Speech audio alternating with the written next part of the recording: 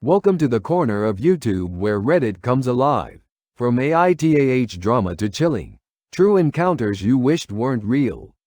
I dig up stories you can't stop thinking about. So, settle in, hit subscribe and let's dive into today's story. Okay, so something happened today that made me question every decision I've ever made.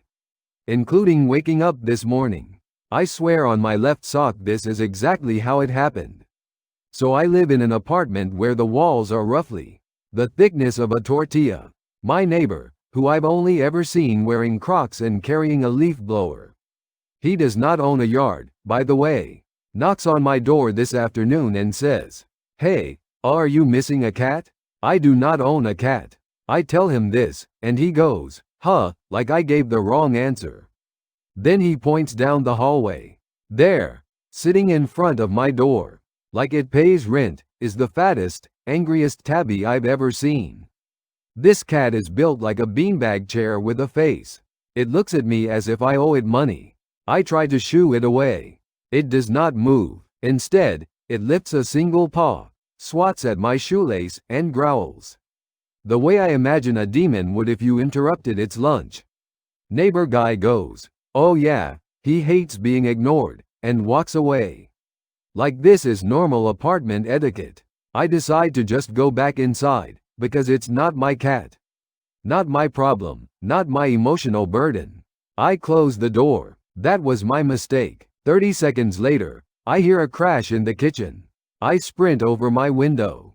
Is open, and inside my apartment is the beanbag cat, sitting on my counter, staring at me like I broke into its house.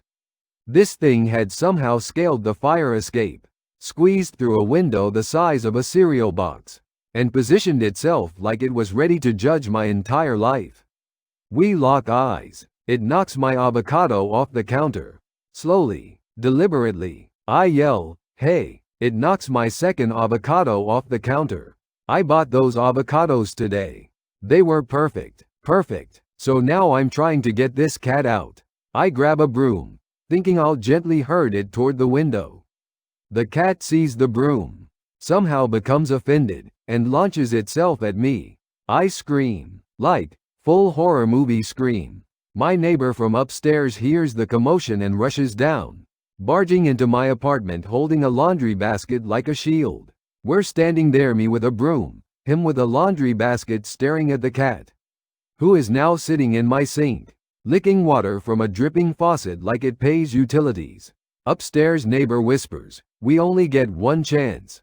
I don't know what he means, but I nod anyway. He lunges with the basket. The cat leaps into the air like a furry missile. It ricochets off the cabinets, claws my plant to shreds, knocks over a jar of pasta sauce, and finally lands in the basket. Upstairs neighbor clamps the basket shut and yells, "Go! Go! Go!" like we're doing a military extraction. We take it outside, release it gently on the grass, and it immediately runs back inside the building. Not my building, not his building, the one across the street. Like what you hear? Don't forget to like, subscribe, and drop a comment to share your take on the stories.